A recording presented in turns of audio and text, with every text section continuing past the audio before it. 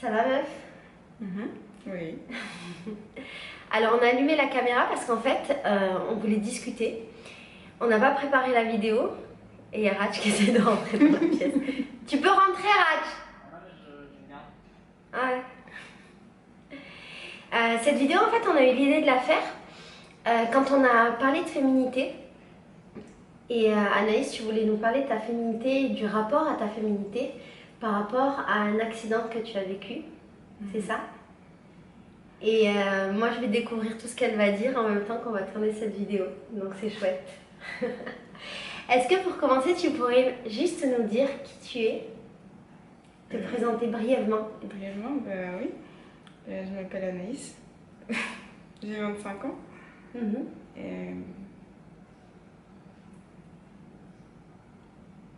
Et c'est déjà bien. C'est bon. Et alors, est-ce que tu pourrais me dire comment ta vie était avant ton accident? Qui tu étais?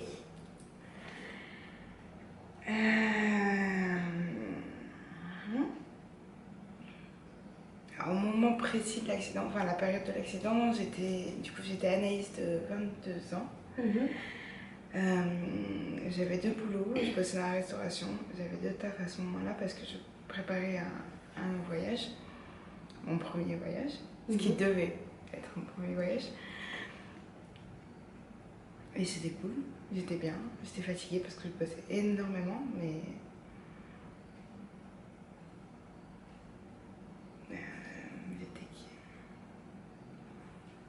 j'avais jamais eu trop de grosses galères dans ma vie. Pas tout simple non plus. Enfin, j'ai toujours bossé pour avoir ce que je voulais, mais les choses se sont toujours passées plus ou moins bien. Et alors, qu'est-ce qui s'est passé le jour de l'accident? Il s'est passé que je suis sortie du boulot, je me déplaçais en scooter à l'époque. Et on est sorti du taf avec les collègues du restaurant et on a voulu aller boire un verre à l'autre endroit où je bossais qui était un bar. Et donc on a été boire un verre, donc il y en a qui sont partis en voiture, moi j'étais en scoot. On s'est rejoint au bar, on a bu un verre, j'ai bu une petite bière, pas fait d'excès. Et en rentrant chez moi, ils avaient construit un dodan en fait, sur la route entre chez moi et ce bar, dans la journée même. Et du coup, ils n'avaient pas encore fait le marquage au sol, les petits malins. La route n'était pas éclairée de ouf. Et comme ils venaient de le construire, ils ne l'avaient pas encore fait dans les deux sens. Donc elle allait pour aller vers le bar. Il n'y avait rien, nickel. Retour pour rentrer, il y avait un dodan non signalé. Du coup, moi, je me souviens pas vraiment de l'accident. Donc je ne saurais pas dire exactement ce qui s'est passé. Mais après, vrai, j'ai bien volé parce que j'avais un petit scooter, un 50 cm3. Donc j'allais pas 500 à l'heure.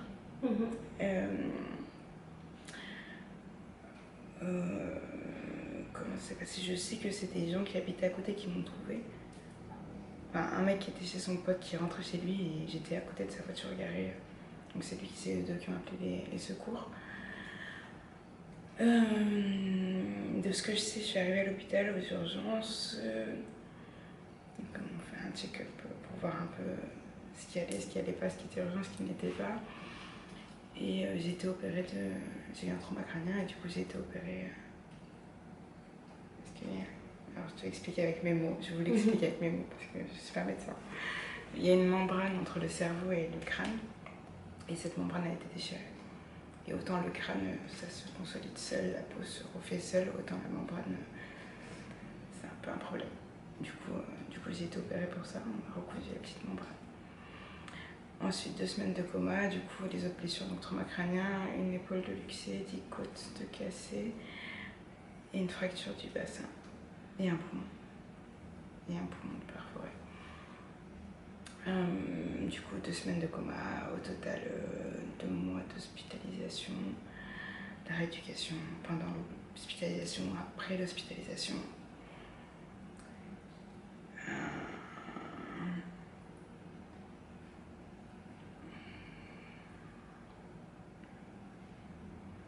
j'ai le droit de travailler, bien évidemment. Parce que du coup, je suis restée en fauteuil pendant un petit moment, à cause de la fracture du bassin. Donc, une serveuse en fauteuil, ça marche pas très bien. Du coup, plus le droit de bosser. J'ai fini par rentrer chez moi, récupérer mon appart.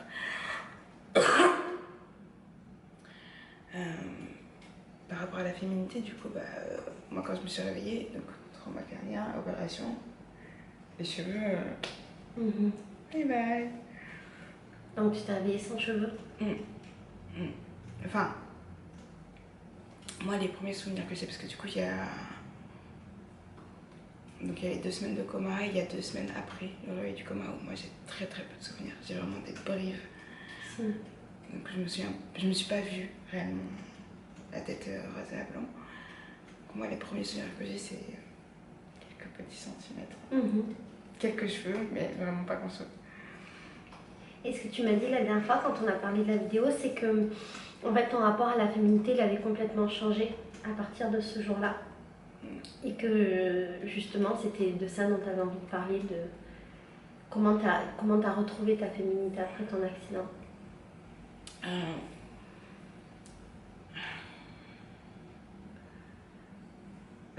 Disons qu'avant c'était un truc qui était acquis, avec lequel j'avais jamais eu réellement de problème. Je crois que ma féminité est arrivée un peu comme toutes les femmes au fur et à mesure, et que je m'étais découverte, et que j'avais commencé à me coiffer, j'avais commencé à me maquiller. Et c'était un peu un acquis, quelque chose qui était là, et qu'il n'y avait pas de raison que ça s'en aille. Et quand tu te retrouves la tête rasée, tu fais ah bon? Vous êtes sûr? Et pareil, du coup, à l'hôpital, la deuxième clinique où j'étais, où du coup j'avais le droit de m'habiller comme je voulais, pas forcément en robe d'hôpital. C'est ma mère qui m'avait ramené des vêtements, mais du coup elle m'avait ramené. Elle avait pris les premiers trucs qu'elle avait fait dans l'armoire, quoi. Elle m'avait ramené des t-shirts de boulot parce qu'elle croyait que c'était des t-shirts à moi. Elle m'avait ramené des leggings, enfin des trucs confortables parce que j'étais à l'hôpital toute la journée, j'avais des séances de kiné, ce genre de choses. Mais ouais, du coup,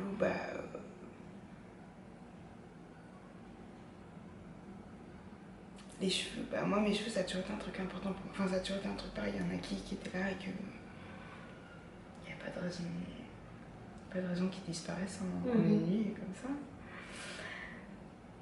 Et du coup, ouais, je pense que les cheveux ça a énormément fait, de ne pas avoir mes affaires, de ne pas pouvoir me prendre soin de moi. Et après, je passe aussi par une période où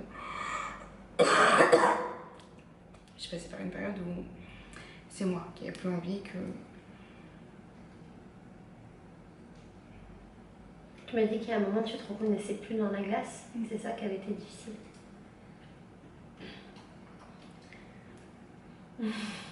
Si tu pleures, je vais pleurer, meuf. On va pleurer dans la vidéo toutes les deux.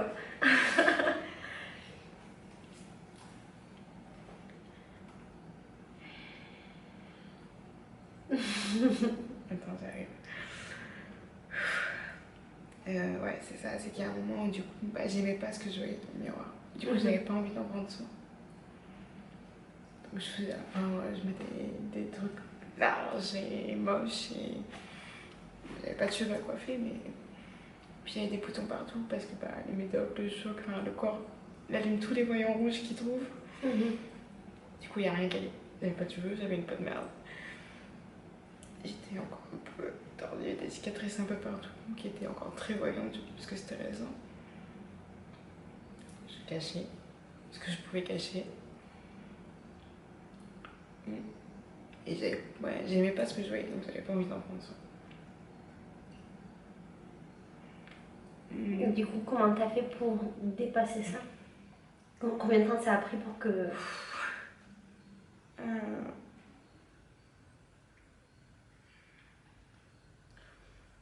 Je dirais bien 2 ans.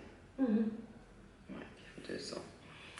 Ça a commencé à aller mieux quand j'ai commencé à avoir une longueur de cheveux correcte, à sentir le vent dans mes cheveux. et ce genre de choses. Et ensuite, je suis partie, j'ai quitté la ville où j'habitais pour La Réunion. Donc, il y avait un projet derrière, mais. Et du coup, peut-être quelque part où personne ne sait. Où, du coup, c'est moi qui choisis qui est au courant. Où les gens qui te croisent ne font pas alors ça va depuis. Oui, ça va. Et ouais, ça m'a vachement aidé. Je pense que ça m'a vachement aidé dans la même continuité du coup, mais je continue à pousser à avoir une réelle longueur qui.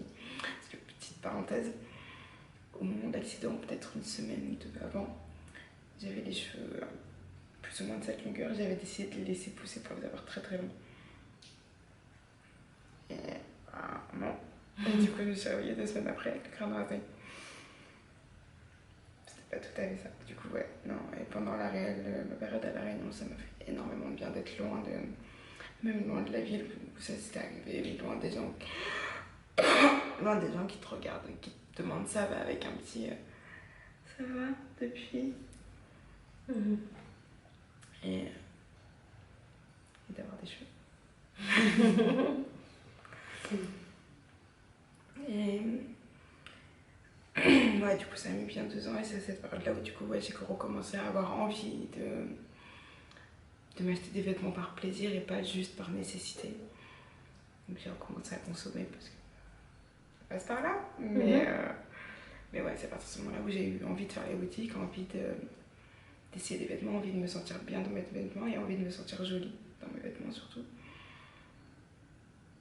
C'est aussi à ce moment-là où je me suis remise à me rendre compte que je pouvais plaire aussi. Que les autres pouvaient me trouver jolie, que ce soit des filles ou des garçons, des amis, peu importe.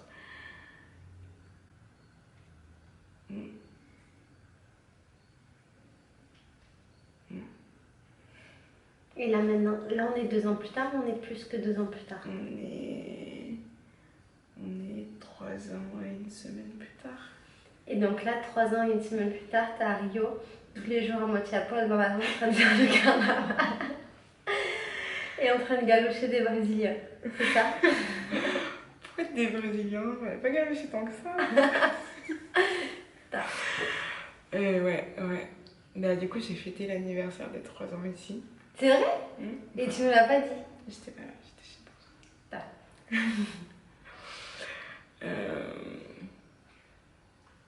C'était vachement cool. De me dire, putain, 3 ans après, regarde. Si. T'es à Rio, tu kiffes ta vie. T'es à poil dans les rues de Rio. Et la vie, elle est belle. Grave. Donc, c'était un bel anniversaire. Et tu dirais maintenant qu'aujourd'hui tu as retrouvé toute ta féminité, ou qu'elle est différente, ou tu sais comment du coup par rapport à elle? Elle est différente parce que de toute façon je suis différente. Tu parles physiquement ou intérieurement? Les deux. Non, l'Anaïs l'Anaïs de 22 ans que j'étais le jour de l'accident, elle est restée là-bas. On va t'entendre avec ma voix complètement étouffée là. On va t'entendre. Ok, ouais, non, bah la Naïs que j'étais sur là, malheureusement, elle n'a pas survécu. Du coup, oui, non, ma féminité, j'ai une relation différente à ma féminité aussi. Mais je sais pas si ça peut être mieux, je sais que ça peut être moins bien. Pour l'instant, ça me convient. Et alors, si tu devais donner un conseil à des filles qui passeraient par ce que tu passes, par ce que tu vis, tu leur dirais quoi?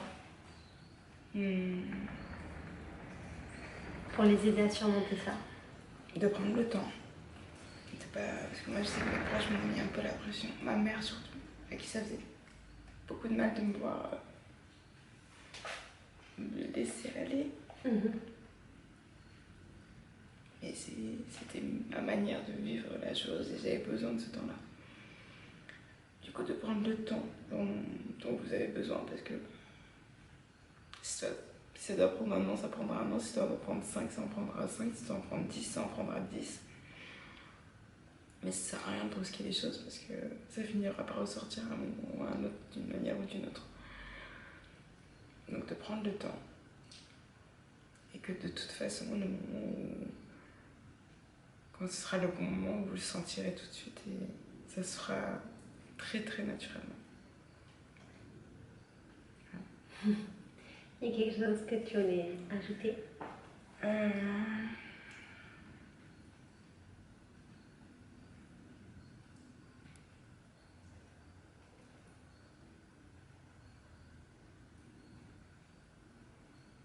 Non, je crois pas.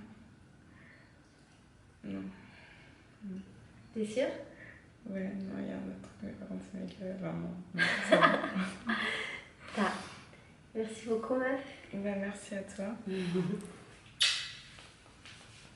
On a failli ne pas réussir à faire la vidéo parce qu'Anaïs, dans 3 minutes, il faut qu'elle aille prendre son avion. Merci, meuf. Merci à toi. Bisous. Bisous.